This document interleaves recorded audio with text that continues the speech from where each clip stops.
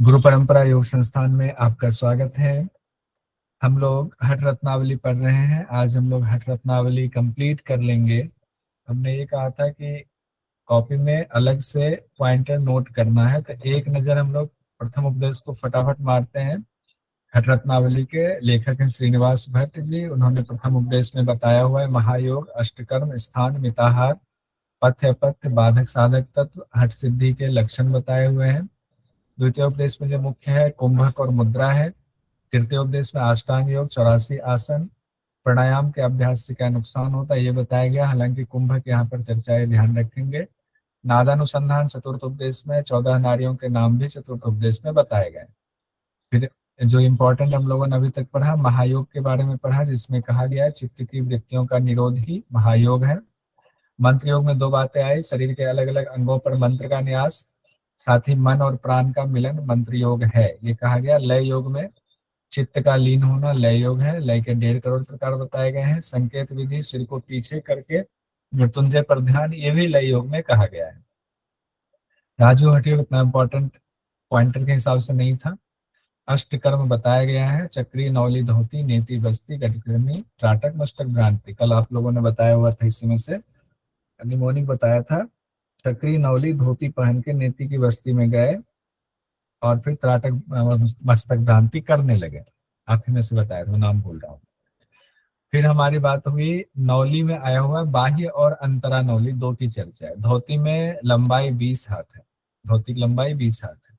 नेति की लंबाई 6 बितस्ती बताएगा। साथ ही चूहे के समान पूंछ वाला, नेति के दोनों छोर को जोड़ के मंथन करने की बात आई हुई है। ये बात सिर्फ हर रत्नावली में आई हुई है। बस्ती में कहा गया है पहले वायु बस्ती का अभ्यास करेंगे फिर जल बस्ती का, लेकिन जल बस्ती में भी कहा गया पहले चक्री कर्म करेंगे फिर विचित्र करने से पानी बाहर निकालेंगे। वन लाइनर सिर्फ हम लोग देख रहे हैं। गजकर्णी और गुरु गजकर्णी दो अभ्यास है। गुरु गजकर्णी में 3 जो जल है उसकी चर्चा है, तिलयुक्त पानी, गुरुयुक्त पानी और नारियल पानी की चर्चा है। मस्तक भ्रांति उसके बाद है, जिसमें जो इंपॉर्टेंट चीज हमने देखा था अलग सा था, वो था पूरक रेचक करते हुए सिर को बाएं दाएं घुमाने वाली बात थी। अशेष दोष हम लोगों ने देखा था, कौन से दो अभ्यास है, प्रदीपिका में भी है, इसमें भी नौली और बस्ती से अशेष दोष दूर होता है। इतना इंपॉर्टेंट पॉइंट हम लोगों ने देख लिया था। आज हठ रत्नावली में हम द्वितीय उपदेश में बढ़ रहे हैं। द्वितीय उपदेश में हमें पढ़ना है नौ कुंभक। नौ कुंभक की वजह से बहुत महत्वपूर्ण हो जाता है, यहाँ से कई सवाल बनते हैं। उसके साथ हमें पढ़ना है 10 मुद्रा। 10 मुद्रा वही 10 मुद्रा है जो हठ प्रदीपिका में है, बस चौथे नंबर पर खिचड़ी की जगह खिचड़ी 10वें नंबर पर है, अंतर इतना सा है। संकेत और श्रृंखला ये यहीं पर चर्चा है, सिर्फ खट रत्नावली में अगर कहीं आए कहाँ है तो सिर्फ इसी में चर्चा है संकेत श्रृंखला की। संकेत श्रृंखला के बिना खिचड़ी सिद्धि नहीं हो सकती, ये भी कहा गया। और संकेत श्रृंखला का बताया गया आकार सांप की गोलाई में 2 चेन की श्रृंखला, यानी इड़ा पिंगला की बात हो रही है। 2 चेन की श्रृंखला ऐसे क्रॉस करते हुए जा रही है, एक खरपर खरपर और 6 बितस्ती लंबा। अब यहाँ पर एक क्वेश्चन बन सकता है, 6 बितस्ती लंबा किस किस चीज के लिए कहा गया है? तो 6 बितस्ती लंबा नेति के लिए, नीति और खरपत। खरपर के लिए कहा। खरपर के लिए तो एक खरपर और 6 बितस्ती लंबा श्रृंखला कहा गया है, और ये लंबिका को लक्ष्य प्राप्त कराता है। तो इसको एकदम नोट करते चले जाएंगे। तो अब आइए, जैसे कि 6 बितस्ती लंबा कहाँ कहाँ बात आई हुई है। एक हो गया संकेत श्रृंखला में और नीति में। और श्रृंखला। इस संकेत तरह से मैं श्रृंखला। नोट करता हूँ ना, वैसे मैं कोशिश करता हूँ, अब मैं नोट करता चला जाऊंगा लेकिन उसमें समय ज्यादा लगेगा। 20 अंगुली बताया गया, बाद में इसी में 20 अंगुल भी बताया गया। श्रृंखला में जीवा प्रवेश कराने की चर्चा है। साथ ही द्वितीय उपदेश में इंपॉर्टेंट ये भी है, सुषुम्ना, पिंगला और इड़ा के कई नाम बताए गए। पहले सुषुम्ना के कई नाम बताए गए, फिर पिंगला के कई नाम है, इड़ा के कई नाम है, वो हम लोग देखेंगे। उससे भी क्वेश्चन आ सकता है, जो अलग चीजें हैं ना उससे क्वेश्चन पूछने की संभावना रहती है। कुंभक के लाभ हम लोग देख लेते हैं, कुंभक की विधि नहीं देखेंगे। कुंभक के लाभ में देखिए सूर्यभेदी में क्या इंपॉर्टेंट है, कहाँ से क्वेश्चन बन सकता है। कपालभाति, वात रोग और कृमि रोग तो बाकी जगहों पर भी हम लोगों ने पढ़ा है, हठ प्रदीपिका में भी पढ़ा है। आलस्य को दूर करता है, ये बिल्कुल अलग बात है, आलस्य को दूर करता है। सूर्यवेदी से आलस्य दूर होता है, ये लिखिए। सूर्यवेदी से आलस्य दूर होता है, ये आपका पॉइंटर बन गया। सूर्यवेदी से आलस्य दूर होता है, ये पॉइंटर बन गया आपका। फिर हम आते हैं उज्जय में। उज्जय में क्या है, कंठ के कफ दोष दूर होते हैं, नॉर्मल है। शरीर अग्नि बढ़ती है, नारी दोष दूर होता है, जलोदर धातु दोष दूर होता है, प्रदीपिका की तरह है तो ज्यादा दिक्कत नहीं है। हितकारी में कहा गया है दूसरे कामदेव के समान हो जाता है, योगिनी समूह में आदर पाता है, सृष्टि संहार की क्षमता, भूख प्यास निद्रा आलस पर विजय जो है प्रदीपिका में था, शरीर पर नियंत्रण, सभी व्याधियों से रहित, पृथ्वी पर श्रेष्ठ योगी, सेम वैसे ही है। हाँ बताइए। सर इधर जो सीक्वेंस है वो ऊपर जो सीक्वेंस है उसमें चेंज है, तो ओहो, या तो मानोगे नहीं, बता चलो ठीक है, चलो इसकी चर्चा हो जाती है। ये ऊपर जो सीक्वेंस कहा गया है इसमें कुंभक में जो मंत्र में पहले 9 कुंभक बताए गए हैं वो इस सीक्वेंस में बताया गया है, लेकिन बाद में जब उसकी व्याख्या की जा रही है एक एक कुंभक की तो वो इस सीक्वेंस में की जा रही है, पहले सूर्यवेदी, फिर उज्जयी, फिर शीतकारी, फिर शीतली, भस्त्रिका, ब्राह्मणी, मूर्छा, केवली, फिर भुजंगीकरण। ठीक है, मंत्र में अकॉर्डिंग टू पहले क्वेश्चन क्या इम्पोर्टेंट होगा? क्वेश्चन कुछ भी नहीं, चिंता मत कीजिए, जब वहां मंत्र में दिया गया है ऊपर वाला तो ऊपर वाला ऐसे है, बाद में व्याख्या में इस तरह से सीक्वेंस दिया गया तो हमारे पास ऑप्शन है कि हम चैलेंज कर सकते हैं। ये पिछली क्लास में पिछली बार मैंने बताया था, यहाँ पे अभी रह गया, अच्छा कि आपने पूछ लिया, ये हो गया। उज्जयी हो गया, शीतकारी भी वैसे ही है। शीतली में कहा गया 80 बार अभ्यास करना, ये एक चीज अलग सा कहा गया, शीतली में कहा गया 80 बार अभ्यास करना करना है। गुल्म रोग, प्लीहा रोग, ज्वर, पित्त, क्षुधा, तृषा, विष का नाश होता है। तो शीतली का अभ्यास कितनी बार करने का विधान कहा गया है? शीतली में 80 बार, श्रीनिवास भट्ट भी कहते हैं 80 बार करने के लिए कहते हैं। उसके बाद आते हैं भस्त्रिका में, 5वें नंबर पर भस्त्रिका है। वात पित्त कफ दोष दूर होता है, शरीर की अग्नि बढ़ती है, ब्रह्म नाड़ी के मुख से कफ हटता है, ये भी वैसे ही है। ब्राह्मणी उत्तम साधकों के चित्त में अपूर्व आनंद की लीला होती, ब्राह्मणी में मूर्छा सुख प्रदान करता है। केवली में तीनों लोकों में सब प्राप्त होता है, राजयोग की स्थिति होती है। हालांकि केवली वहां पर जो यही बात कही गई थी हठ प्रदीपिका में, लेकिन केवली अष्ट कुंभक के दौरान नहीं था, अलग था उससे। फिर 9वां है भुजंगीकरण वाला। भुजंगीकरण में कोई लाभ ऐसा नहीं बताया गया है, इसीलिए उसको नहीं लिखा है, लेकिन क्वेश्चन बन जाता है वहां से। अब मुद्रा के बारे में देखिए, मुद्रा के लाभ जो 10 मुद्रा है, महामुद्रा, महाबंद, महावेद, खिचड़ी नहीं है यहाँ, खिचड़ी लास्ट चला जाएगा, बाकी सब ऊपर चला आएगा। बाकी सब में भी यार देखिए, पहले उड़ियान है, मूलबंद, जागरण, वैसे ही है सीक्वेंस, बाकी sequence same as it is है हठ प्रदीपिका की तरह। महामुद्रा में अपथ्य पथ्य जैसा कुछ नहीं रहता, जो पथ्य अपथ्य हम लोग जनरली चर्चा करते हैं कि आपको पालन करना है, नहीं करना है। नीरस भी रसयुक्त होता है, घातक विष भी पच जाता है, क्षय, कुष्ठ, गुदावर्त, गुल्म, अजीर्ण रोग ये सब नष्ट हो जाते हैं, आने वाले रोग दूर होते हैं, जरा मृत्यु का नाश होता है। कीड़ा पिंगला, मरणावस्था, लगता है हम हठ प्रदीपिका पढ़ रहे हैं, घट रत्नावली पढ़ रहे हैं, पता नहीं चलता, एक दो चीज हालांकि वहां पर ज्यादा दिया हुआ है। अब यहाँ महाबंध में आते हैं, सभी सिद्धियों को देने वाला है महाबंध, नारियों में प्राण ऊर्ध्वगामी करता है, ये भी है। तो महाबंध में ये इंपॉर्टेंट इसलिए हो जाता है क्योंकि हठ प्रदीपिका में कहा गया है कि महाबंध सभी नारियों में प्राण के ऊर्ध्वगामी होने को रोकता है, और यहाँ पर कहा गया हठ रत्नावली में कि नारियों में प्राण को ऊर्ध्वगामी करने वाला महाबंध है अभ्यास। ये तो ये चीज आपका हो गया एग्जाम की दृष्टि से महत्वपूर्ण। अब देखिए यहाँ पर रखेंगे महाबंध के बारे में, ये अच्छा हो, स्पेशल सेशन की वजह से ये चीजें अच्छी हो जाती है। हठ दीपिका में कहा गया है कि महाबंध का अभ्यास प्राणों को ऊर्ध्वगामी होने से रोकता है। वहीं भट्ट रत्नावली में कहा गया है कि महाबंध प्राणों को, महाबंध सभी नाड़ियों में प्राणों को ऊर्ध्वगामी करता है। क्लियर है? बढ़िया, बहुत ही साधुवाद। इसको हटाएंगे, यहाँ पर इसको लिख देते हैं, ये नोट्स आपको मिलेगा, तो ये बढ़िया रहेगा। त्रिवेणी का संगम मन केदार को प्राप्त होता है, ये बात भी कही गई है प्रदीपिका में भी, यहाँ भी है। फिर महावेद में कहा गया पाप नष्ट होता है, पुण्य का संचय होता है। महावेद में है पाप नष्ट होता है, पुण्य का संचय होता है। मूलबंध में आएंगे प्राण अपान नाद बिंदु मलमूत्र की कमी बुजुर्ग भी जवान हो जाता है। फिर आएंगे हम लोग, नहीं पहले तो उद्यान बंद है ना, मूलबंद पहले आएगा। उद्यान बंद है मृत्यु मातंग केसरी वृद्ध भी तरुण बाह्य उद्यान बंद जो बाहरी सुंदरता बढ़ाता है, ये एक अलग सी बात है जो हमने रेड में लिखा हुआ है। बाह्य उद्यान बंद है जो बाहरी सुंदरता को बढ़ाता है, ये इसको नोट कीजिए अलग से। बाह्य उद्यान बंद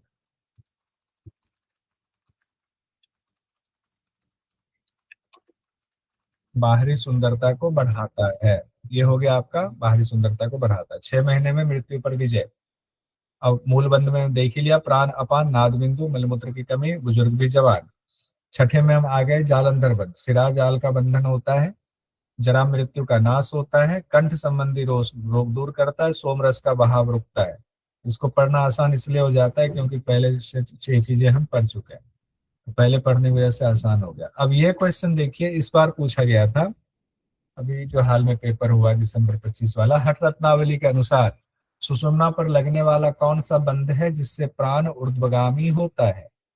अब ये क्वेश्चन क्यों कंफ्यूज कर दिया, सुषुम्ना पर लगने वाला कौन सा बंध है, ये जो लाइन दे दिया इस वजह से दिक्कत होने लगी। सुषुम्ना पर कौन सा बंध लगता है, तो अब इसमें दिया उद्यान बंध, महाबंध, महावेद, मूल बंध, तो होगा मूल बंध। ऐसा कहीं लिखा हुआ नहीं है डायरेक्ट कि सुषुम्ना पर लगने वाला कौन सा बंध है, लेकिन जो ये लिखा हुआ है ये देखिए, इस हिसाब से अनुमान लगा सकते हैं। क्या लिखा हुआ है, दंडाहता भुजंगी निश्चितम ऋतु ऋजुताम यात विलम प्रविष्टे ततो ब्रह्म नाड्या अनंतरम ब्रजेत तस्मान नित्यम मूल बंध कर्तव्यो योगी भी सदा। यानी कि जैसे दंड से भुजंग को मारते हैं तो वो निश्चित तौर पर सीधी हो जाती है, उसी तरीके से कहा गया है जब मूलबंध का अभ्यास करते हैं अग्नि अग्नि प्रज्वलित होती है तो ये क्या होता है, ब्रह्म नाड़ी में उसके अंदर ब्रजेत मतलब जाती है, ये कुंडलिनी ब्रह्म नाड़ी में जाती है, सुषुम्ना में जाती है। ब्रह्म नाड़ी मतलब सुषुम्ना, तो इसीलिए इसको जोड़ा गया कि सुषुम्ना पर करते हैं।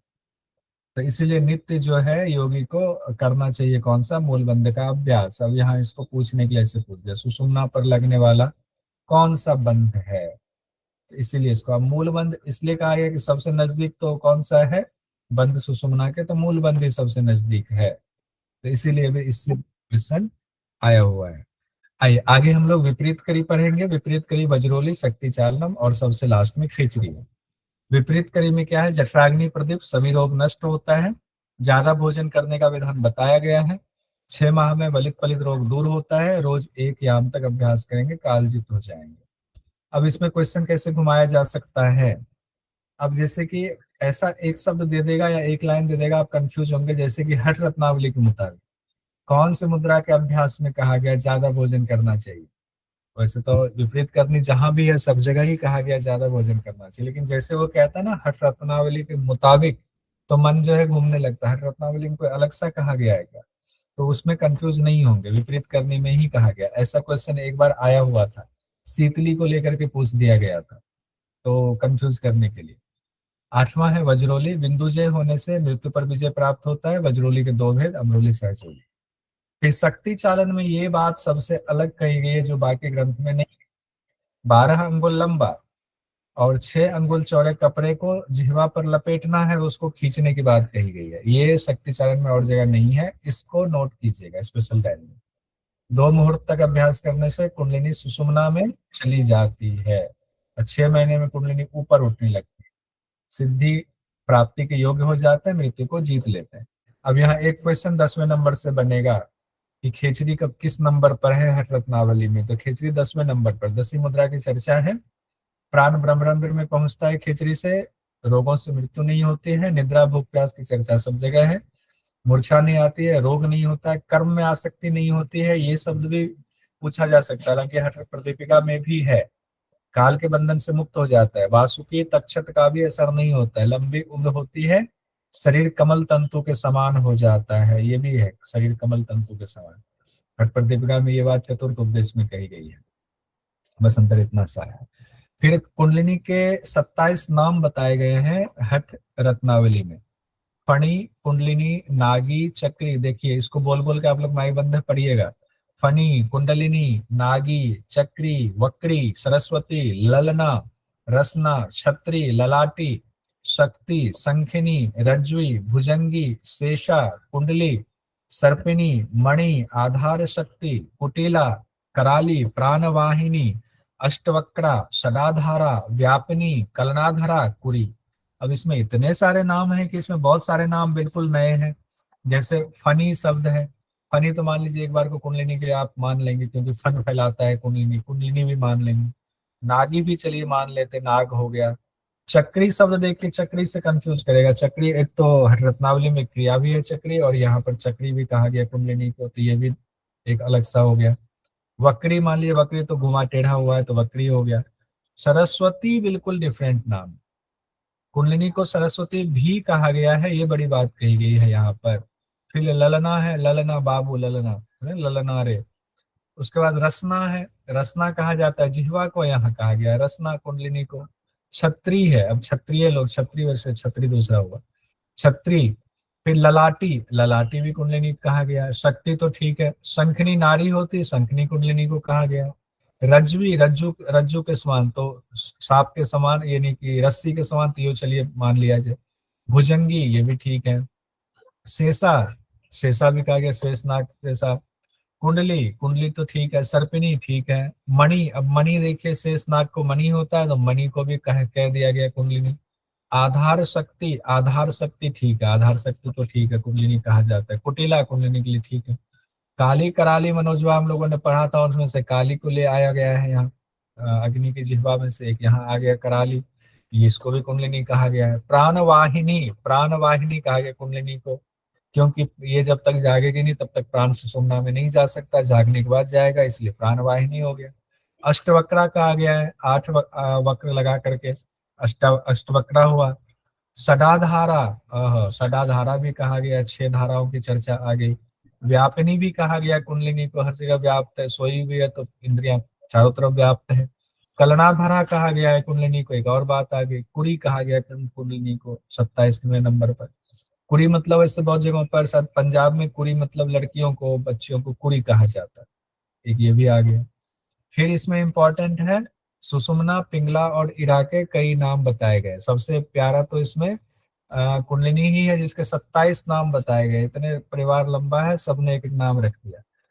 सुषुम्ना को त्रिकुंड कहा गया है, सूचीहठ कहा गया है, गोविठ कहा गया है, शिखर कहा गया है, त्रिशंखी कहा गया है, वज्री कहा गया है, आमकारी और मूर्धनाल, मूर्धवनाल कहा गया है। मूर्धवनाल फिर से देखिए, सुषुम्ना का त्रिकुंड, सूचीहट, गोविठ, शिखर, त्रिशंखी, वज्री, आमकारी, मूर्धनाल, ये सुषुम्ना के नाम हो गए। ये सब ऐसे नाम है ना, पहले आपने कम ही सुना होगा, अब हठरत्नावली जिन्होंने कई बार पढ़ा है वही नाम सुनेंगे। पिंगला में कहा गया पिंगला, दम्बिनी, सूर्या, पिंगला, दम्बिनी, सूर्या। सूर्या और पिंगला तो ठीक है, दम्बिनी भी मान लीजिए, सूर्य में बड़ी शक्ति होती है तो दम्भ वाला जोड़ गया। यामिना, अक्षरा, कलाग्नि, यमिना, अक्षरा, कलाग्नि, यमिना, अक्षरा, कलाग्नि। रुद्री और चंडी, रुद्री और चंडी भी कहा गया। यानी इसमें जितने गर्म वाले हो ना, एकदम गर्मी जिसमें होती है, एनर्जी ज्यादा, वो वाली बातें पिंगला में रखा गया, तो वो ध्यान में इस बात को रखेंगे। फिर इरा की बात आती है, इरा में इरा, चंद्रा तो ठीक है, गंगा भी ठीक है। अमर बोधिता और सिनीवाली, ये दो अलग है। एक बार पूछ दिया गया सिनीवाली दे करके, तो इरा से जुड़ा हुआ है सिनीवाली और अमर बोधिता। सिनीवाली और अमर बोधिता, अमर बोधिता भी ऐसे याद रख लीजिए, अमर वारुणी डस्ट पकता है ना, इरा यानी चंद्रमा से, तो अमर बोधिता हो गया। सिनीवाली एक अलग सा इसमें हुआ है। अब आगे हम लोग बढ़ेंगे, तृतीय उपदेश में आ जाएंगे। हठ रत्नावली के तृतीय उपदेश में कौन कौन से मुख्य विषय हैं, पहले वो देख लेते हैं। अष्टांग योग शब्द आया हुआ है, अष्टांग योग की जिसमें व्याख्या की गई है, वहां से क्वेश्चन पूछा जाता है। साथ ही मानसिक नियम और कायिक नियम बताया गया, उसको भी हम लोग अभी तुलनात्मक रूप से देखेंगे। आसन के 3 फल बताए गए, रोग दूर होता है, स्थिरता आती है, शरीर में हल्कापन, ये इंपॉर्टेंट है। वैसे तो उसमें भी हठ प्रदीपिका में भी ये कहा गया है। आसनों की संख्या 84 कही गई है, 84 के 84 आसन के नाम बताए गए हैं, जो और किसी हठ ग्रंथ में इतना नाम नहीं बताया गया है। प्राणायाम यानी नाड़ी शोधन की विधि, यहाँ पर विधि और फल की चर्चा है। नाड़ी शुद्धि के बाह्य लक्षण बताए गए, ये तृतीय में भी आया हुआ है नाड़ी शोधन वाली चर्चा, तो वो ध्यान रखिएगा। अब देखिए मानसिक और कायिक नियम में देखिए, इसको अच्छे से समझेंगे तो पता लग जाएगा कौन सा मानसिक नियम कौन सा कायिक नियम है। एक दो अलग होगा तो बस उसको हम लोग ध्यान देंगे। मानसिक तो मन प्रसाद मानसिक हुआ, संतोष मानसिक हुआ, मौन मानसिक हुआ, इंद्रिय निग्रह मानसिक दुरावा, शारीरिक है नहीं, दया भी मानसिक है, विनम्रता मानसिक हो गया, यानी ये सब सूक्ष्मता से है। ईश्वर पर विश्वास रखना भी मन से होता है। आर्जव यानी कि सहज भाव भी हो गया मन से। भद्रता आपके अंदर है, भद्र है तो सहजता से हो गया। क्षमा हो गया आपका, क्षमा किसी को क्षमा करते मन से हो गया। भाव शुद्धि मन से हो गया। अहिंसा मन से हो गया। ब्रह्मचर्य ये भी कहा गया मन से। स्मृति भी मन से है। धृति आदि भी मन से है। धृति के बाद आदि शब्द दिया हुआ है, ध्यान रखिए। 15 चीजें यहाँ है। कायिक में आते हैं, हाँ, स्नान करना, शरीर जो है नहाना धोना। दिल्ली वाले हैं देव जी रोज नहा रहे हो ना? दिल्ली में बहुत ठंड है, आज बारिश में नहाए होंगे, जो भी बाइक से गए होंगे तो स्नान सर है। आज पूरे दिन ही नहाया हूँ मैं 3 बार। हाँ, पूरे दिन देव जी इतनी क्लासेस लेते हैं ना, बहुत कमाते हैं। अब जो सब लोग दिल्ली में हम लोग मीटिंग रखेंगे तो देव जी खर्च करेंगे, दिन भर क्लासेस लेते हैं। स्नान शौच रितम, तो ये कायिक नियम हो गया ना, स्नान शरीर से स्नान हो गया। शौच शुद्धि हो गया, शरीर की शुद्धि। रितम हो गया संकल्प लेना। अब एक जो है ये कायिक नियम के, मान लीजिए शरीर से कोई संकल्प ले लिया कि चाहे जितना भी ठंड हो हमें रोज नहाना है, और जो रोज नहीं नहाएगा तो दिन भर नहाएगा ठंड में, तो ये भी हो जाता है। फिर है सत्य अजप, ये दो चीजें कायिक में कहा गया है, ये दो चीजें अलग कहा। सत्य जप कहा गया है जो कि आपका मानसिक से जुड़ा हुआ लगता है, तो सत्य और जप वाला, तो वैसे जप वाला तो ठीक है, माला जपते हैं तो ये भी कायिक हो गया, लेकिन सत्य वाला तो कायिक नहीं है। तो ये लेकिन यहाँ दिया हुआ है तो ये क्वेश्चन बन जाता है। होम हो गया, हवन वगैरह तर्पण वगैरह शरीर से ही होता है। तपस्या भी शरीर से की जाती है। तितिक्षा भी शरीर का ही होता है, कि तितिक्षा का मतलब होता है शरीर इतना सध गया हुआ है कि ना सर्दी का एहसास ना गर्मी का एहसास। श्रद्धा पूर्वक नमस्कार झुकते हैं, चलिए शरीर से मान लिए। प्रदक्षिणा करते हैं, गुरु की प्रदक्षिणा चारों तरफ करेंगे तो शरीर से करेंगे। व्रत रखेंगे तो शरीर से रखेंगे। उपवास करेंगे तो शरीर के लिए करेंगे। तो यहाँ क्या आ गया, एक सत्य वाला आया है जो कि डाला हुआ है आपका इसमें कायिक में। रितम वाला भी कह सकते हैं, रितम और सत्यम। रितम सत्यम संकल्प भी कहा गया, तो रितम सत्यम। संकल्प वाला ऐसे मान लीजिए, रितम वाला के हाथ में पंडित जी पूजा कराते हैं ना, हाथ में देते हैं, कहते हैं संकल्प लीजिए, संकल्प में लीजिए, तो हाथ में लिया, तो मान लिया, ऐसा कुछ निमोनिक जोड़ने के लिए। तो इसको ध्यान रखेंगे, कुछ ना कुछ निमोनिक बिठाना सत्य पड़ेगा भी तो। मुंह से सत्य तो भी अब मुंह से बोला जाता है, तो वो चीज आ गई। हाँ, सत्य भी, चलिए, हाँ, ये भी बढ़िया बात कहा आपने, सत्य भी मुंह से बोला जाता है, तो हो ही गया फिर तो। तकरीबन तकरीबन हो ही गया, सत्य भी मुंह से बोला जाता है तो मुंह बोलेंगे तभी होगा। चलिए बढ़िया बात है, हो गया। अब आते हैं हम लोग 84 आसन पर। 84 के 84 आसन के नाम तो नहीं देखेंगे, लेकिन ये हमने देखा हुआ था कि जो भी उटपटांग आसन हो, जो भी आसन कभी नाम नहीं सुना, वो आसन नाम दे दे किस ग्रंथ में है तो वो आ जाएगा हठ रत्नावली में, सीधा और सपाट इसका एक फॉर्मूला है। फिर भी हम लोग देखते हैं कितने कितने प्रकार के आसन, एक एक आसन के कई कई प्रकार बताए। जैसे पद्मासन ये 4 प्रकार का बताया गया। बंध पद्मासन यानी बद्ध पद्मासन जिसको कहते हैं। फिर हुआ कर पद्मासन, फिर संपुटित पद्मासन, शुद्ध पद्मासन। 4 प्रकार के पद्मासन ही बताए गए। 6 प्रकार के मयूरासन बताए गए। दंड मयूरासन, पार्श्व मयूरासन, सहज मयूरासन, बंध मयूरासन, पिंड मयूरासन, एक पाद मयूरासन। पिंच मयूरासन तो हमने सुना था अष्टांग विन्यास में, पिंच मयूरासन हो सकता है वही पिंड मयूरासन होगा। तो मयूरासन के 6 प्रकार हो गए। 3 प्रकार आपका इधर हो गया, मत्स्येंद्र आसन, पार्श्व मत्स्येंद्र और बंध मत्स्येंद्र हो गया। मत्स्येंद्र, पार्श्व मत्स्येंद्र और बंध मत्स्येंद्र हो गया। पश्चिमोत्तान आसन 2 है, पश्चिमोत्तान और सहित पश्चिमोत्तान। पीछे लेट गए, पांव पीछे कर दिया तो सहित पश्चिमोत्तान हो गया। 3 प्रकार के कुर्म हो गया, उत्तान कुर्म, कुर्म और बद्ध कुर्म हो गया। उत्तान कुर्म, कुर्म और बद्ध कुर्म कहा गया। फिर कुक्कुट आसन है, कुक्कुट आसन भी 5 प्रकार का बताया गया है। पंचचूली कुक्कुट आसन, एक पाद कुक्कुट आसन, आकारित कुक्कुट आसन, बंधचूली कुक्कुट आसन, पार्श्व कुक्कुट आसन। इतना सारा बताया गया, लेकिन इसमें एक चीज और, जो भी अलग सा नाम होगा वो इसमें तो डाल ही देंगे, साथ ही अगर आ जाए 10 प्रमुख आसन कहाँ पर बताया गया, तो 10 प्रमुख आसन यहाँ बताया गया है हठ रत्नावली में। 84 में से 10 प्रमुख आसन, उसमें भी 4 अत्यधिक महत्वपूर्ण आसन है। सिद्धासन, पद्मासन, सिंहासन, भद्रासन। तो ये सिर्फ सिद्ध वाला है, इसमें दिक्कत नहीं, लेकिन 10 मुख्य आसन है, ये ध्यान रखें, हठ रत्नावली में बताया गया। और सिद्धासन के 3 नाम है, ये भी मुख्य बिंदु, वज्रासन, मुक्तासन, गुप्तासन, ये तो हठ प्रदीपिका जैसा ही है। किसे सफलता मिलती है? ब्रह्मचारी, मिताहारी, त्यागी, योग परायण को। फिर एक एक करके हम लोग आसन में से कुछ महत्वपूर्ण चीजें देखते हैं। सिद्धासन में कहा गया मोक्ष के द्वार का भेदन करने वाला है, ये हठ प्रदीपिका में भी है। भद्रासन में सभी रोगों का नाश। सिंहासन में तीनों बंधों के अभ्यास को सहज बना देता है।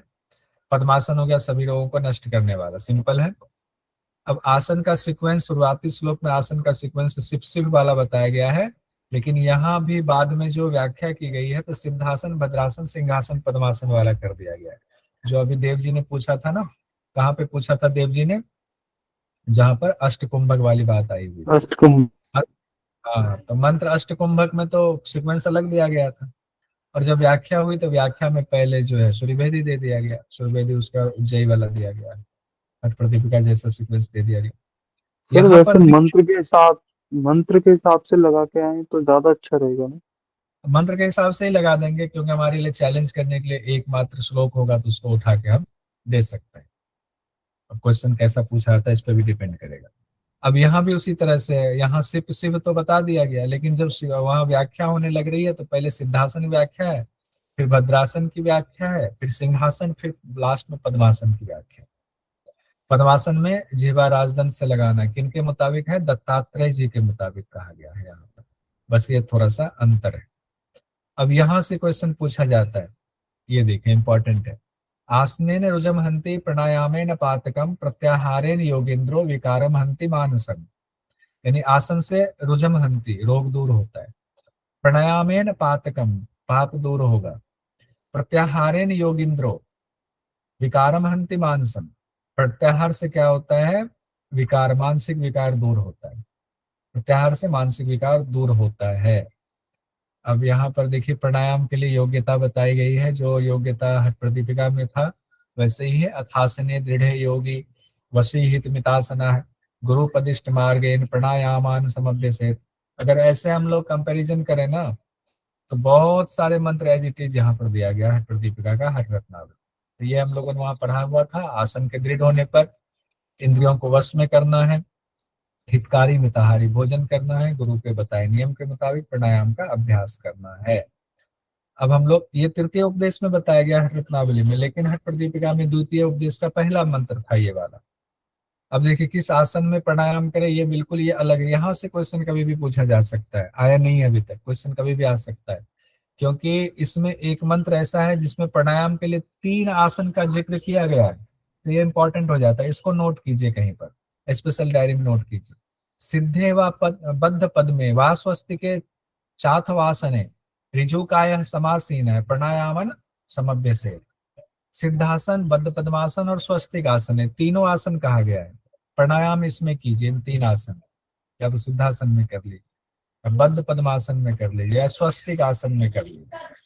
तो नारी प्राणायाम की बात हो रही है, लेकिन यहाँ विधि बताई गई है नारी शोधन की, ये भी मैंने यहाँ पर लिख दिया हुआ।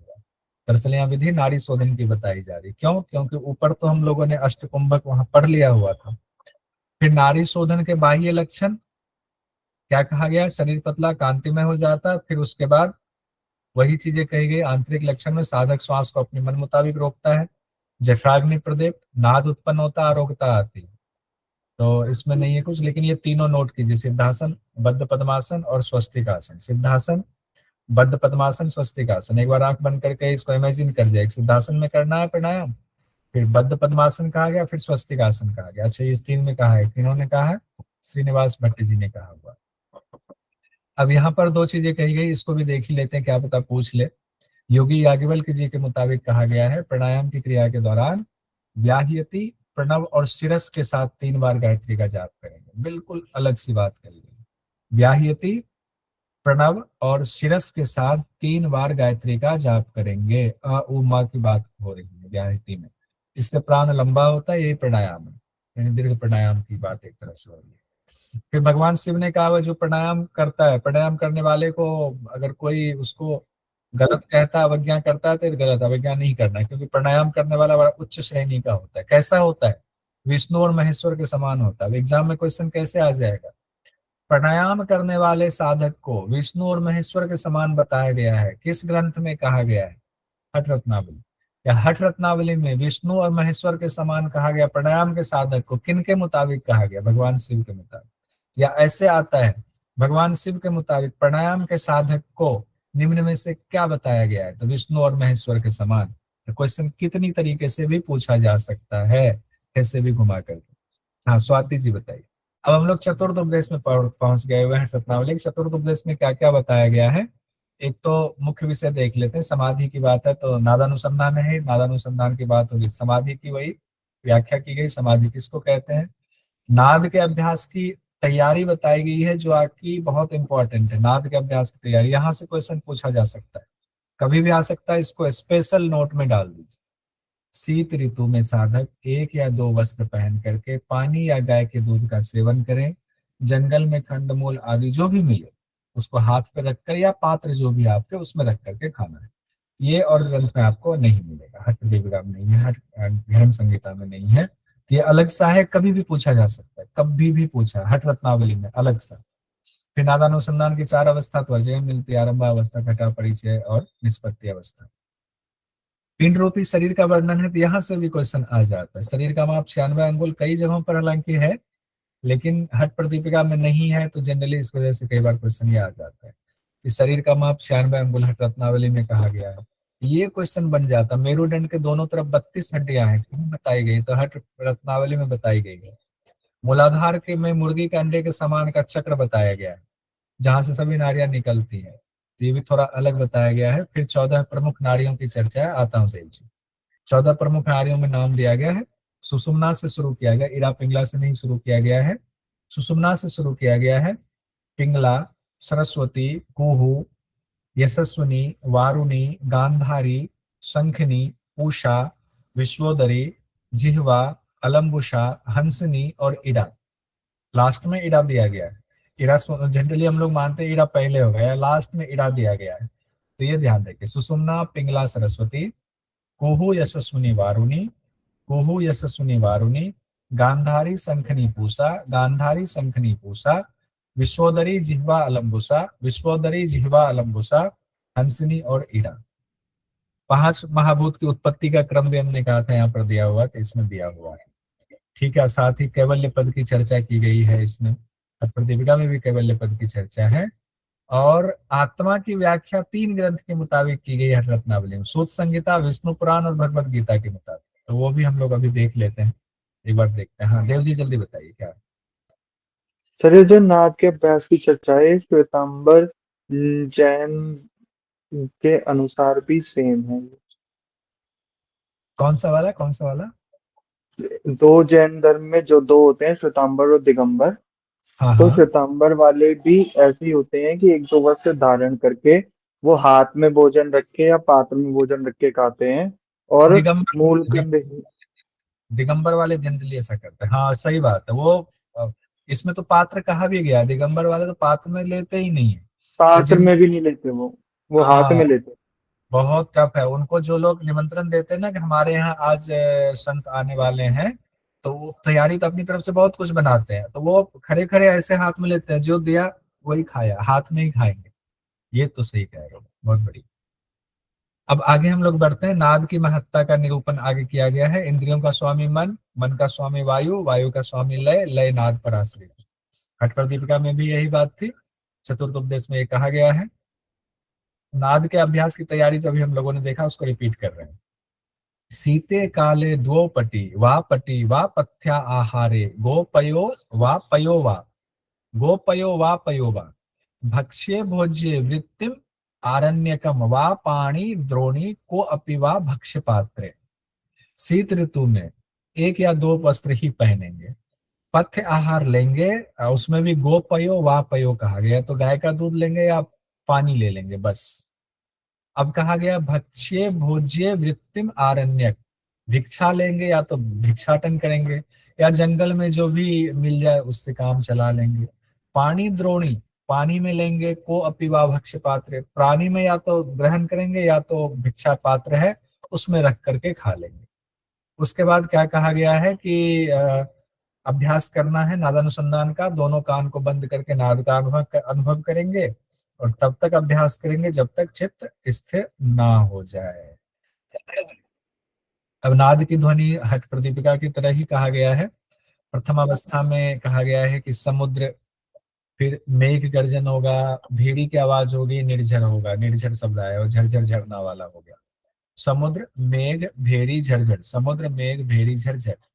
फिर ढोल बजेगा, उदित जी ढोल बजाएंगे, देव जी शंख बजाएंगे, हम घंटा बजा लेंगे और घड़ियाल कोई और बजा लेंगे। तो ढोल शंख घंटा घड़ियाल बजा लेंगे, ढोल शंख घंटा घड़ियाल।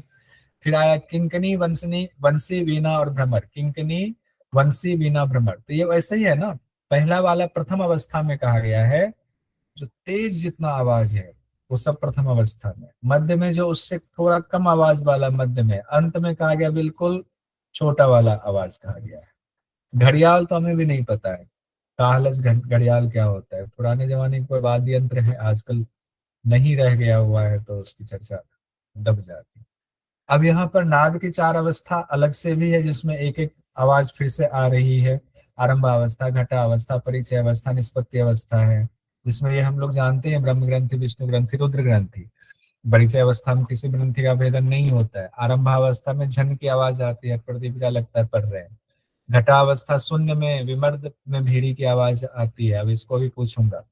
परिचय अवस्था में मर्दल ढोल की आवाज आती है। निष्पत्ति अवस्था में वैनवह क्वनद वीणा क्वनो कहा गया, वैनवह क्वनद वीणा क्वनो, ये वहां भी ऐसे ही कहा गया। फल भी वही है, हर्ष प्रदीपिका वाला, दिव्य देह वाला, तेजस्वी, दिव्य गंध वाला, आरोगी, हृदय पूर्ण हो जाता है, शून्याचारी हो जाता है। अब यहाँ एक बात बता दीजिए, शून्य, अति शून्य, महाशून्य। आरंभ में शून्य, घट में अति शून्य, और परिचय और निष्पत्ति में महाशून्य। परिचय में, निष्पत्ति में नहीं है महाशून्य, निष्पत्ति निष्पत्ति में में नहीं है नहीं, निष्पत्ति में महाशून्य। नहीं है, परिचय में, परिचय में, परिचय में। ठीक, परिचय में महा, बहुत बढ़िया, देखिए भारती जी ने पकड़ लिया। अब चक्र के हिसाब से बता दीजिए तो, शून्य, अति शून्य, चक्र महाशून्य। शून्य में हो हृदय जाएगा में विशुद्धि, और अनाहत विशुद्धि और चक्र, आज्ञा चक्र में। हृदय, शून्य, विशुद्धि और आज्ञा आज्ञा। चक्र में। चलिए उदित परिचय जी और बताइए, निष्पत्ति, आज्ञा। उदित जी बताइए तो। हृदय, विशुद्धि, आज्ञा चक्र सर। क्या हृदय में, क्या हृदय में क्या? हृदय में शून्य सर, हृदय में शून्य, शून्य और विशुद्धि में अति अति शून्य, शून्य महाशून्य। और आज्ञा चक्र में महाशून्य। ऊपर हाँ बढ़ता ये तो जाएगा, शून्य, अति शून्य, महाशून्य। हाँ ये याद रखिए ना, पता चला शून्य महाशून्य अति शून्य कर दिया तो गड़बड़ हो और जाएगा। शून्य, ब्रह्मा सर विष्णु इसमें, रुद्र भी आएगा इसमें, ब्रह्मा विष्णु रुद्र भी आएगा। हाँ सर तो कौन से इसमें चक्र एक, से ब्रह्म ग्रंथि, विष्णु ग्रंथि, रुद्र ग्रंथि जुड़ा हुआ भी बता दीजिए। ब्रह्मा अनाहत और विशुद्धि, विष्णु और रुद्र आज्ञा चक्र। ब्रह्मा की जगह ब्रह्म ग्रंथि बोलो, ब्रह्मा ग्रंथि मत बोलिए, ब्रह्म ग्रंथि, ठीक है। ब्रह्म, सर जैसे और गुड बेटर बेस्ट होता है वैसा। हाँ हाँ, अरे क्या बात है, बहुत बढ़िया। सर एक चीज और, नीचे, इसी में नीचे अगर आप चक्र भी लिख दें तो अच्छा रहेगा। ठीक है, लिख देते हैं, पहले इसको देख लेते हैं, फिर तब थोड़ा सा बीच में गैप हो जाएगा तो और याद आ जाएगा। फल में घटा अवस्था में आसन दृढ़ हो जाता, कामदेव के समान कहा गया है, परम आनंद की प्राप्ति। और इसमें परम आनंद की प्राप्ति इसमें भी कहा गया, वैसे हठ प्रदीपिका में सहज आनंद आया हुआ था परिचय अवस्था में। तो प्राण सभी सिद्धियों को देने वाले महाशून्य में पहुंच जाता, महाशून्य हो गया आपका परिचय। चित्त आनंद से भर जाता है, दोष दुख जरा मृत्यु क्षुधा निद्रा, हाँ ये वाला ध्यान रखिएगा। अगर आ जाए ना, दोष दुख जरा मृत्यु क्षुधा निद्रा का नाश होता है, कैसे होता है, तो परिचय में कहा गया, कैसे याद रखेंगे परिचय। परिचय में क्या होता है, निष्पत्ति दोनों, परिचय निष्पत्ति दोनों जुड़ा हुआ आज्ञा चक्र से ही। निष्पत्ति में तो शिव से मिल गए, और परिचय में बस शिव का दर्शन हो रहा है, यानी आत्मा का दर्शन हो रहा है। दर्शन करके इतने भाव विभोर हो गए, भूल गए कोई दुख है, कोई दोष है, जरा मृत्यु क्षुधा निद्रा सब भूल गए। ऐसे परिचय वाले में याद रखिएगा। ये रोग की बात की गई है कहाँ पर, परिचय वाले में। चलिए अब उदित इन्होंने कहा, देव जी ने लिख देते हैं। तो आइए, ब्रह्म ग्रंथि हो गया आपका अनाहत चक्र, ये सब व्याख्या के मुताबिक है, ठीक है। और विष्णु ग्रंथि हो गया आपका कौन सा, विशुद्धि, विशुद्धि, विशुद्धि चक्र, विशुद्धि। अरे विशुद्धि चक्र हो गया। और रुद्र ग्रंथि, आज्ञा चक्र। धन्यवाद सर बात मानने के लिए। अच्छा, अब है, अब 2 चीजें 3 चीजें और थी। सर शून्य हो शून्य गया। शून्य वो लिख दो। हाँ, शून्य किसका संबंध हो गया शून्य से?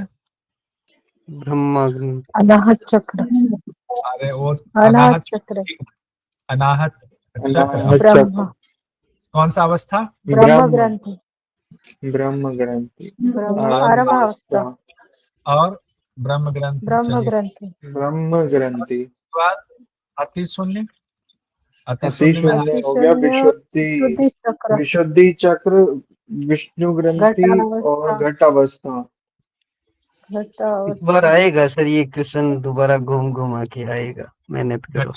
और हो गया कौन सा हमारा हो गया? महाशून्य, महाशून्य, कौन सा हो गया? आज्ञा महाशून्य चक्र, में आज्ञा चक्र, हाँ, रुद्र ग्रंथि रुद्र और ग्रंथि, कोई ग्रंथि नहीं, परिचय अवस्था। कोई ग्रंथि नहीं। कोई कोई ग्रंथि नहीं, ग्रंथि नहीं, कोई ग्रंथि नहीं। परिचय अवस्था आ जाएगा। हाँ सर, ओके परिचय ओके। अवस्था, कोई परिचय ग्रंथि अवस्था, नहीं। कोई ग्रंथि नहीं। ये आज कोई ग्रंथि नहीं। ठीक है, क्लियर हो गया? मामा वाला वो लेके, चार्जर लेके आओ, तो इसको मेरा इसमें लगाओ, बैटरी का लेके आओ पहले, सारा इसको खोल। आइए आगे हम लोग बढ़ते हैं। गुरु की विशेषता बताई गई है। गुरु की विशेषता में कहा गया, बिना लक्ष्य के जिनकी दृष्टि स्थिर हो, बिना प्रयास के जिनकी वायु स्थिर हो, बिना ध्यान जिनका चित्त स्थिर हो। क्योंकि अभी हम लोगों को क्या है, दृष्टि स्थिर करने के लिए लक्ष्य की जरूरत होती है, लेकिन जब सिद्धि प्राप्त हो जाए, मान लीजिए कि हमारी सिद्धि प्राप्त हो गई है, हम समाधि अवस्था में पहुंच गए हैं, तो बिना लक्ष्य के ही दृष्टि स्थिर हो जाएगी। अब लक्ष्य तो अंदर है, बिना प्रयास के ही वायु स्थिर हो जाएगी, यानी केवली कुंभक की स्थिति हो जाएगी। ध्यान के लिए अब प्रयास करने की जरूरत नहीं होगी, चित्त ऑलरेडी स्थिर है, तब हम गुरु माने जाएंगे, तब हम योगी माने जाएंगे। अभी हम लोग बस योग साधक हैं। ऐसे कोई मिल जाए तो उनको गुरु स्वीकार कर लेना चाहिए, ये कहा गया है। अब यहाँ पर एक बात देखिए, तृतीय उपदेश में सिद्धासन के समान कोई आसन नहीं, ये कहा गया है। केवल के समान कोई कुंभक नहीं, खिचड़ी के समान कोई मुद्रा नहीं, नाद के समान कोई लय नहीं, ये कहा गया है। और चतुर्थ उपदेश में ये वाला मंत्र आया हुआ है, केवल एक बीज है। ये चतुर्थ उपदेश में वहां भी आया था, ध्यान देखिए, हठ प्रदीपिका में भी आया था। एक बीज है, फिर एक मुद्रा खेचरी है, एक देव निरालंब है, एक ही मनोन्मनी अवस्था है, ये वहां भी नारायण अनुसंधान में था। और ये वाला यहाँ पर हठ रत्नावली में, ये तृतीय उपदेश में कहा गया है। अब आगे देखते हैं, तकरीबन ये कंप्लीट होने वाला है। फिर हम लोगों को ऑनलाइन टेस्ट भी देना है, 25 क्वेश्चन का जो ऑनलाइन टेस्ट है, फिर लंबी क्लास होगी। तो अब सांख्य के अनुसार ब्रह्मांड की चर्चा यहाँ पर कहा गया है, यानी कि शरीर में ही ब्रह्मांड को बताया गया है। शरीर ब्रह्मांड है। पहले तो मनुष्य शरीर का माप बताया गया, 96 अंगुल है। माप कितना है मनुष्य शरीर का? 96 अंगुल है। ये देखिए, जो हम लोग उसमें पढ़ते हैं ना, मर्म चिकित्सा, मर्म चिकित्सा में भी 96 अंगुल की चर्चा होती है। मेरुदंड में दोनों तरफ 32 हड्डियां हैं, ये ध्यान रखिए, नोट कीजिएगा। मेरुदंड में दोनों तरफ 32 हड्डियां हैं, यहाँ से क्वेश्चन पूछा जाता है। किस ग्रंथ के मुताबिक? तो हठ रत्नावली के मुताबिक। 72,000 नारी की चर्चा है, ये तो आम बात है। मूलाधार में कहा गया, मुर्गी के अंडे के समान नारी चक्र है, जिससे सभी नारियां निकलती है। ये बात हठ प्रदीपिका में नहीं है, घेरन संहिता में नहीं है, मुर्गी के अंडे के समान, लेकिन ये हठ प्रदीपिका में है, सॉरी हठ रत्नावली में है। 14 नारियां हम लोगों ने नाम देखा हुआ था, फिर से एक बार नाम देखते हैं। सुषुम्ना पे शुरू हो रहा है, इरा पे खत्म हो रहा है। सुषुम्ना, पिंगला, सरस्वती, कुहू, बोलते जाइएगा आप लोग भी, आप लोग बोलते हैं, स्क्रीन पर है। यशस्विनी, वारुणी, गांधारी, शंखनी, पूषा, विश्वोदरी, जिह्वा, अलम्बुसा, हंसनी, इड़ा। ठीक है, फिर से एक बार देखिए। सुषुम्ना, पिंगला, सरस्वती, कुहू, यशस्विनी, वारुणी, गांधारी, शंखनी, पूषा, विश्वोदरी, जिह्वा, अलम्बुसा, हंसनी और इरा, ये 14 नाम बताए गए हैं। अब ये 14 में भी 3 नारी को प्रमुख बताया गया है, तो सब जानते हैं, इरा, पिंगला और सुषुम्ना को कहा गया है। यहाँ 2 चीज महत्वपूर्ण है, जो आसान है याद करना, बहुत आसान है, कई जगहों पर ये आएगा, याद हो जाएगा। इरा को सोम कहा गया, सब जानते हैं, इरा मतलब चंद्रमा। पिंगला को सूर्य कहा गया, गर्म होता है। इरा जो है तमस वाला कहा गया है, पिंगला रजस कहा गया। पिंगला रजस क्यों कहा गया? सूर्य जो है वो, मान लीजिए गर्मी होता है, गर्मी में हम लोग क्या होता है, शरीर एकदम अब काम करना, ये करना, वो करना, सारा काम करना है। तो इसमें क्या होता है, गर्मी आते ही हम काम में लग जाते हैं। तमस क्या है, ठंड हो रही है। सोम मतलब चंद्रमा, ठंड हो रही है, ठंड में क्या करते हो, आलस में सो जा, सोए रहो लेट तक। तो तमस इससे है। तमस क्या हुआ, आलस लाता है। तो ईड़ा वाला तमस से जुड़ा हुआ, पिंगला रजस से। हो गया क्लियर? ईड़ा गंगा कहा गया, पिंगला यमुना कहा गया, और सरस्वती कहा गया है सुषुम्ना को।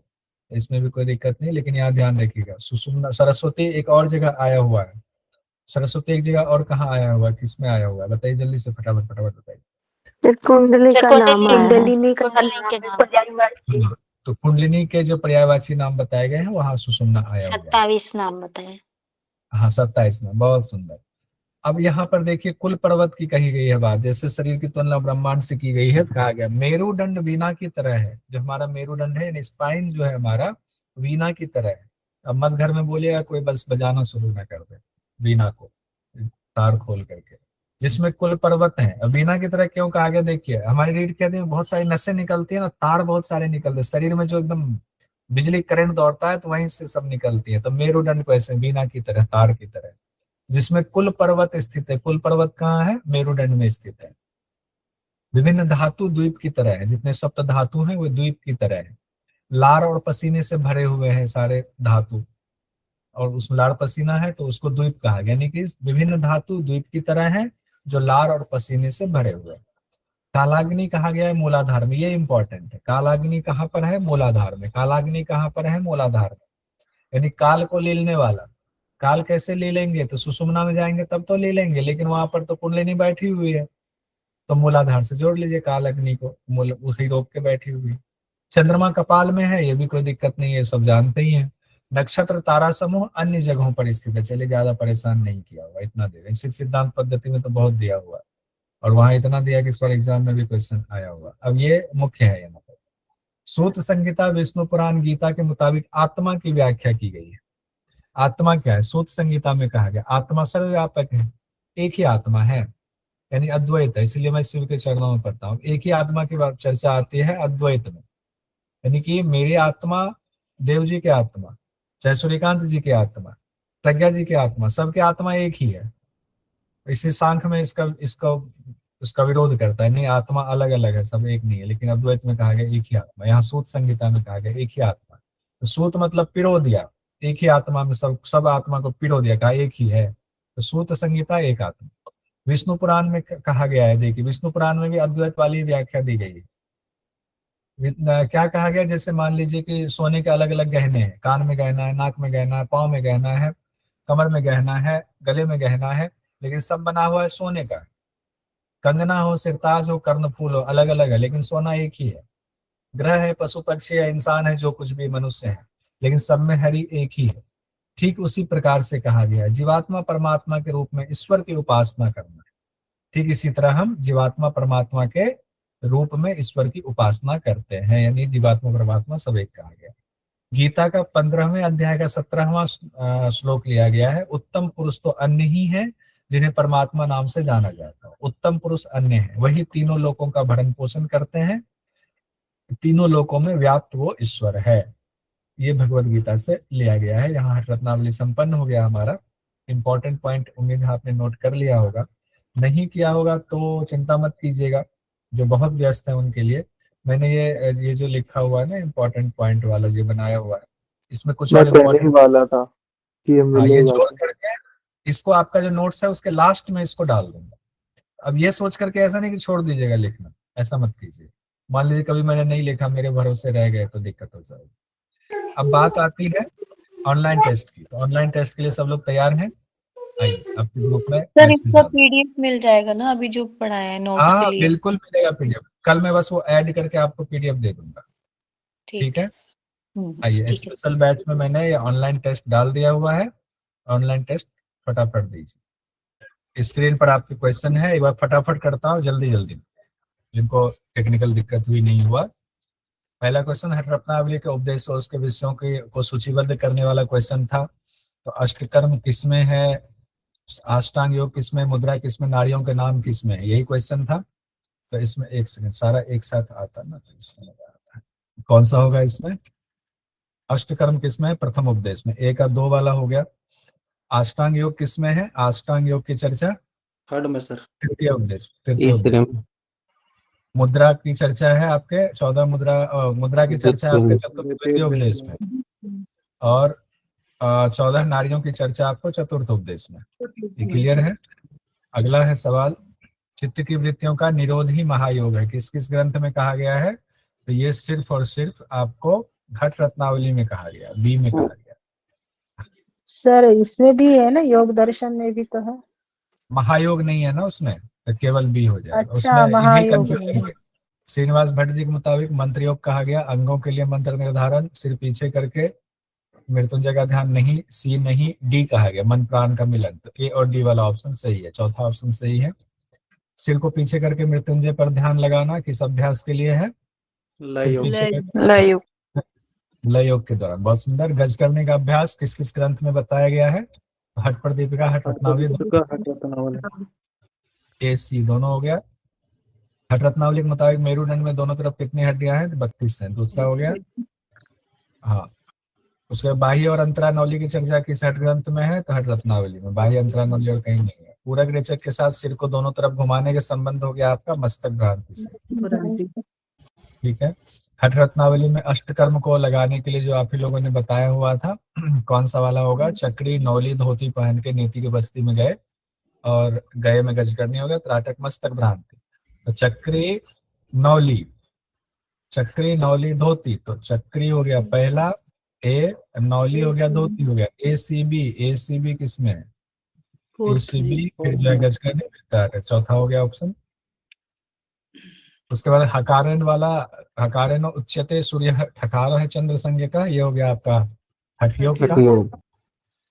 गुरु गज करनी में निम्न में से कौन सा सही कूट होगा? तिल युक्त पानी, दूध युक्त, शहद युक्त, गुड़ युक्त, नारियल युक्त। तो ए, डी और ई होगा, तिल युक्त, गुड़ युक्त और नारियल युक्त।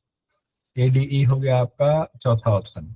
उसके बाद है सूची 1, 2 में बाह्य अंतरा लोहार की दौगनी बितस्ती 6 बितस्ती लंबा है और फिर 20 हाथ लंबा। तो बाह्य अंतरा हो गया आपका नौली का, लोहार की धौकनी हो गया मस्तक भ्रांति, 6 बितस्ती लंबा हो गया आपका नेति, 20 हाथ लंबा धोती। ये तो सबका सही हुआ होगा। हट रत्नावली में जल बस्ती से ठीक पहले कौन सी क्रिया करने का विधान है? चक्री। चक्री कर्म का विधान है। हट रत्नावली के मुताबिक जल से होने वाले रोग निम्न में से किस अभ्यास से ठीक? ये अब ये बड़ा अच्छा क्वेश्चन है, ये कभी भी पूछा जा सकता है। ये हो गया आपका करूं या ना करूं, फिर याद आ गया, करी तो याद आ गया। मस्तक भ्रांति में कहा गया था। मस्तक भ्रांति में और क्या बात कही गई? कफ पित्त जन्य दोष दूर करता है, जल से होने वाले रोग दूर करता है, कपाल शोधन, ब्रह्मचक्र की शुद्धि भी कहा गया है। 15वां है, हट रत्नावली के मुताबिक किस तरह के योगी को ब्रह्म की प्राप्ति होती है? ये वाला इंपॉर्टेंट था ना। निद्रा, इंद्रिय, गृहस्थ, फलाहार, श्वास पर कंट्रोल। तो क्या होगा? ए, बी और ई। ए, बी, ई वाला होगा। इसका भी डिटेल देख लीजिए। त्यक्त निद्रो मितहारो जित श्वासो जितेंद्रिय हठाभ्यास परो नित्यम योगी ब्रह्म समो भवेत। निद्रा पर विजय प्राप्त कर ली हो, मिताहार का पालन करता हो, श्वास पर कंट्रोल हो, इंद्रिय पर नियंत्रण हो, इन्हीं को ब्रह्म की प्राप्ति होती है। स्लीप, फूड, ब्रीथ और सेंस कहा गया। हट रत्नावली के मुताबिक आलस्य दूर होता है निम्न में से आलस्य दूर होता है, सूर्य भेदी के लिए कहा गया। इंपॉर्टेंट था। सूची 1 सूची 2 अभी भी इंपॉर्टेंट है।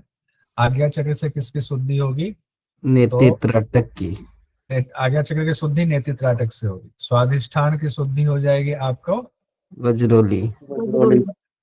बहुत बढ़िया। मूलाधार की शुद्धि हो जाएगी चक्री से। हृदय और विशुद्धि की शुद्धि हो जाएगी धोती। ठीक है, सही लगाया आप लोगों ने। अब हम लोग आगे बढ़ते हैं। श्रीनिवास भट्ट जी के मुताबिक किस अभ्यास से बाहरी सुंदरता बढ़ता है? उद्यान बंद। उद्यान बंद आ गया। कपड़े को जीवा में लपेटने की चर्चा किस अभ्यास में कहा गया है? शक्तिशाली। हट रत्नावली के मुताबिक हठ रत्नावली के मुताबिक निम्न में से कुंडलिनी के पर्यायवाची हैं, कुंडलिनी के पूरी पर्यायवाची हैं अष्टवक्र सरस्वती। कुड़ी अष्टावर्क और सरस्वती। अश्वावक सरस्वती, ए बी और ई हो गया, ए बी और ई, ठीक है। उसके बाद है हठ रत्नावली में प्राणायाम के लिए किन आसनों का निर्देश किया गया है, हम लोगों ने देखा था दूसरा वाला सिद्धासन, पद्मासन और सुषुप्तासन। तीन आसन में कहा प्राणायाम कर सकते हैं, हालांकि उसके बाद अभ्यास आपको नाड़ी शोधन का दिया गया है। हठ रत्नावली के मुताबिक सूची 1-2 का, अब इसमें देखिए, अभी हम लोगों ने मानसिक कायिक नियम देखा था ना, मानसिक नियम में क्या हो जाएगा, मानसिक नियम में संतोष हो जाएगा, कायिक नियम में आपका सत्य वाला हो, इन्होंने बोला, देव जी ने मुंह से सत्य बोलते हैं इसलिए कायिक में आएगा। योग सफलता, ब्रह्मचारी, मिताहारी, त्यागी, सिद्धासन को कहा गया गुप्तासन, मुक्तासन। क्लियर है। अगला क्वेश्चन है हमारा, मुझे लगता है ना कि रोज जो है ना 5 मिनट 7 मिनट निकाल के इससे क्वेश्चन कर ही लिया जाए, क्यों? ठीक है। रुजमहंती हो गया आपका आसन के लिए, पातकम हो गया प्राणायाम के लिए, विकारहंती मानसम हो गया आपका प्रत्याहार के लिए, प्रत्याहार। योग्यता हो गया योगी वशी हितमितासन। ठीक है। अब हम आगे आते हैं 24वें नंबर में, तमस रजस सरस्वती और द्वीप आया हुआ। तमस हो गया आपका ईड़ा वाला, रजस हो गया सूर्य वाला पिंगला वाला, सरस्वती सुषुम्ना और द्वीप हो गया विभिन्न धातु का। क्लियर है कि नहीं, कोई दिक्कत तो नहीं, बताइएगा। अंतिम क्वेश्चन है हमारा, हठ रत्नावली में वर्णित कुंभकों के प्रकार हैं, भ्रामरी, भस्त्रिका, भ्रामरी, केवली, केवल भुजंकर्णी, मूर्छा, प्लावनी, शीतकारी, शीतली प्रकार हैं। तो मूर्छा प्लावनी नहीं है ना, एबीडी होगा, प्लावनी नहीं आएगा सर, एबीडी होगा, मूर्छा प्लावनी नहीं है, तो तीसरा वाला ऑप्शन है। तो ये हमारा हो गया। ठीक है, कविता जी पूछिए सर, इसलिए आपका गलत हो गया। चीज बार बार दिमाग में घूम रही है, आपने पहले वाले क्लास में बोला था कि नाड़ी शोधन कितने प्रकार का होता है, एक बार बता दो बस। नाड़ी शोधन कौन सा है, कहाँ, घृण संहिता? 2 प्रकार का, हाँ 2 प्रकार का होता है ना, समनु नाड़ी शोधन, निर्मनु नाड़ी शोधन। दिमाग में नहीं आ रहा था बस, बहुत अच्छा। समनु निर्मनु होता है। सर एक क्वेश्चन पूछूं मैं? समनु बीज मंत्र से, निर्मनु किससे होता है, धौती कर्म से। धौती कर्म से सर। ठीक है, तो ये कहा गया, उसमें गलती हुई है बहुत सारे लोग।